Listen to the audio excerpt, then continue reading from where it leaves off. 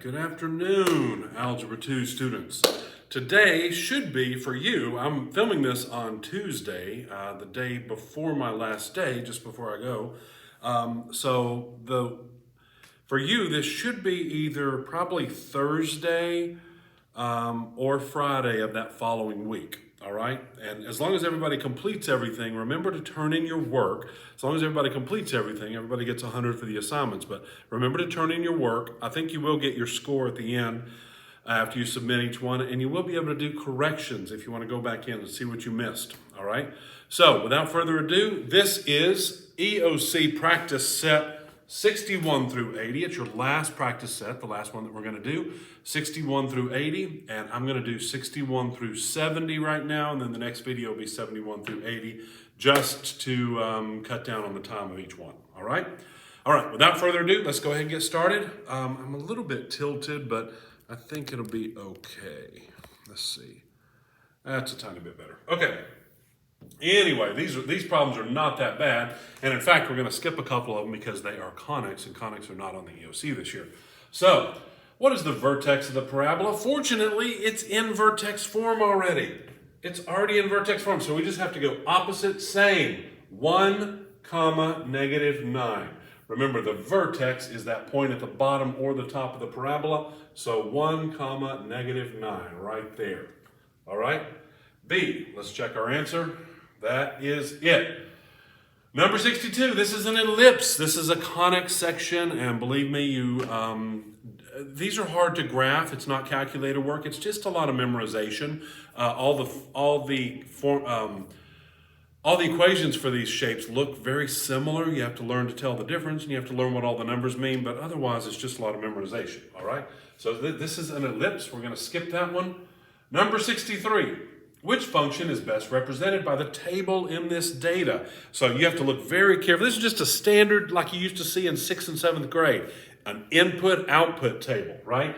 Input-output. So obviously you can just plug your x values in for x on each one of these and see which one gives you the correct output for the y value, okay? So the answer ends up being, because we're going to plug it in here, and I know this is hard to see, but that's x to the third power. All right, that's x to the third power. So we got x to the third. If we plug a 0 in for x, 0 to the third power would be 0. So we can automatically mark off that one. 3 to the 0 power, the x is in the exponent position. 3 to the 0 power would be 1. Everyone always forgets that, but anything to the 0 power is 1. All right. 3 to the 1 power is 3. 3 to the 2 power is 9. I think we have our answer. All right. If I were on this test and I have plenty of time left, I would probably check the other two, but I think we have our answer right there. All right. So let's see. That is C. Wait, no, B. We were right. All right. Moving on. 64. This is horizontal asymptotes and x-intercepts and y-intercepts for the graph of this function. This would definitely be calculator work, so let's just plug this thing in. It's a weird thing to plug in. Oh, I hate to undo all that I'd done earlier. To the, and I'm going to put that negative in parentheses just because negatives should just, I don't know. I think they should go in parentheses most of the time. And then I'm going to say plus 7, but I'm typing it in the wrong place. 2 to the parenthesis, negative 7, close parenthesis, right arrow, so you're not still in that exponent position, plus 1. All right, what in the world does this thing look like? I'm going to zoom out, see if that helps. No, it really doesn't. It looks like a horizontal line. Plug in the x, it's negative, and it's just adding 7. Oh, I see why. Okay, there we go. So a horizontal asymptote is going to be right about 1 or 2 or 3, something like that. I'm going to go with 7 because I can see that there's a horizontal line right here at 7. We haven't really talked about that too much, and let's zoom in on that intercept. 1, 2, 3, 4, 5, 6, 7. The intercept is 0, 7 or 0, 8. I'm just going to do what I rarely do and just actually use the cursor to go up to it. And I see that I'm beyond 7, I'm at 8, so we're going to go with D on that one. We haven't talked much about asymptotes. Uh-oh, C. Hang on, what did I miss? Oh, yeah, asymptote of y equals 7, which is a horizontal line at 7. Remember, y equals is a horizontal line, x equals is a vertical line through that point, and then the intercept is 0, 8. I just looked at the wrong one. So C we're going to go with on that one. All right, just 6 more for this set. Which function is best represented by this graph? This is the one that took me just an extra minute. It still took less than 2 minutes. Your goal is 2 minutes per question. Still took me less than 2 minutes. So I just typed each one of these in, and I had to be careful because they all kind of looked the same. You had to zoom in kind of like right in this area right here, or leave it like that if you can see pretty well. But you kind of zoom in right there. 2 of them looked really close, but one of them kind of went like this. It definitely passed through that x-axis to the right of 1. And this one definitely passes through the x-axis between 0 and 1. So I think the answer ended up being A. But that is a calculator problem. You just plug it right into the calculator. All right? Yeah, answer ended up being A. All right? Let's move on. Once again, calculator work. We are plugging each one of these things into the calculator. They all look fairly similar. This is one, you have to be real careful. 2 to the x minus 1. Then right arrow, so you're not up there at the exponent anymore, minus 1. I went ahead and put all 4 of them in on the same one. That way, when you do that, you realize they're all different colors, and it's pretty obvious to tell which one is the one that you need. I put the wrong thing in. We're 2 to the x power minus 1/2. Use your alpha x to do our fraction, and that way we don't get anything confused. To the x minus 1 by itself. All right, let's graph all 4 of those. It's graphing all 4 of them for us. Red, there's the second one. There's the third one. See, they're all really, really similar. What I ended up doing was zoom in just a little bit so that I can see which one passes through 1, 0. And you can see that it's the first one passes through the point 1, 0. Okay, so you just have to look for clues, all right? It's a little bit like solving a little mystery, a little puzzle. You have to look for clues. They all look really similar, but there are clues as to what's going on here. Passes below the x-axis, passes through 1, 0. So we're going to go with A on that one. Correct. All right.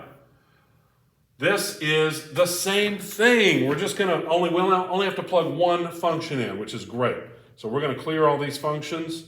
We're going to go back up to the top. We're going to type in log of x plus 3. In parentheses automatically pop up, and both the x and the 3 are in parentheses. So we're going to see what this thing looks like. I'm going to zoom out just a little bit. And I can see that it definitely looks like A. So we're going on A on that one. Fortunately, they don't even look similar. So there's not any ambiguity there. All right, which function is the inverse? This one took me just a second. Remember, inverse is when you switch your x and your y. You switch your x and your y, and then you solve for y again. Now, is this easier to solve for y again? No, not really. You got to remember your rules for logs, but you'll see in the next set, you really got to remember your rules for logs because they're coming, all right? So here's our original formula. This is the original. This is not the inverse. I'm just rewriting it with a y instead of f of x. Now let's switch the x and the y. Just switch them. Now we got to get that by itself, okay? So we got to get that by itself. So we're just going to turn it into logarithmic form. If there is no base in a log, then the base is assumed to be 10, okay? So in logarithmic form then, the answer is always the exponent. 10 to the x equals y. That's our answer, 10 to the x. C. Not really bad at all. If you remember how to flip logarithmic into exponential and back, okay? That's very important to remember. And it's a pretty simple little process. The base stays the same, the little number gets big, and the right side, the answer of the log is the exponent, all right? Two more, and this one's a little hard to read, so I'll put a little note. It's 3 to the log base of 7, all right? So let me just rewrite this. 3 to the log base 3 of 7, Okay, there's that problem right there. Equals x. Now, if you have a calculator, it's a no-brainer. You just type it right in and you are golden. 3 to the, and then I'm going to put some parentheses because I just like things in parentheses. Oh, I can't use regular log because I don't want it to be a base 10. I have to use my math button because I have a different base from 10. I have to go almost to the bottom. I'm going to flip up from the top and it says log base. So log base 3 of 7. I got a right arrow. Uh-oh. I'm having a little problem. There we go. And the answer ends up being 7. Now, you can logic this one out without using your calculator. And in fact, this question might be on a section that doesn't allow you to use your calculator. You can logic this one out, all right? So, forget everything but this log right here. The answer to this log would be the exponent that 3 would need to be raised to be equal to 7. Well, if we raise 3 to that exponent, which we have done here, the answer has to be 7, all right? So it's kind of like this 3 and that log base just goes away, and the answer is right there, all right? Okay, one more, and then I will, what's our time here? Yeah, 11 minutes.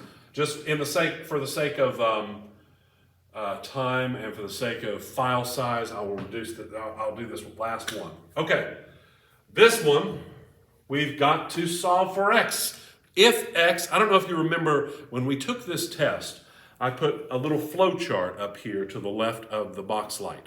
And the flow chart showed that if this happens, you do this. If this happens, you do this. There were just 4 situations. So if the variable is in the exponent, if it's right up here in the exponent, then you're going to take the log of both sides. So I'm not even going to rewrite anything. I'm just going to take the log of both sides. And that allows you to grab this exponent right here. Uh-oh, the whole thing moves together. It allows you to grab this exponent and pull it out here to the front, and it's multiplied now. Okay? It's not here anymore. It's multiplied out there. Now, remember, log of 6 is just a number. It's a weird fraction, but it is just a number.